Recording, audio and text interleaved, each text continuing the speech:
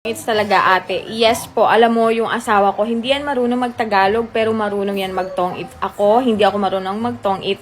So story time, nung nagkakilala kami dito sa Nome, Alaska, tapos nagsimula siyang sumama sa mga Filipino gathering kasi nga we were dating that time.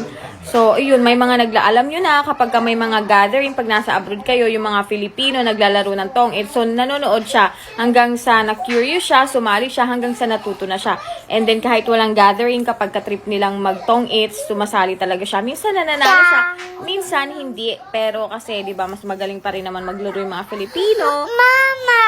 What? More. More of what? See you later, Papa. More of what? More of what, sweetheart? Say hi. But anyway, so yun na nga, yung kinikwento ko. Katulad ngayon, may dalawang matandang Pilipina dito. Inaya nila magtong-its yung asawa ko. So ito, ipapakita ko. So ayan, naglalaro sila ng tong-its. That's Mama Bilen. Say hi, Mama.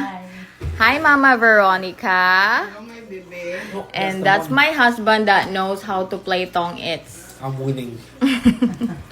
Sino nga nanalo? Sino na nanalo? Si Mama Veronica daw nanalo. So, ayan ang kanilang mga taya. ng pera sa bulsa mo. Us. Give you us. Wala naman ko I naglagay give her us.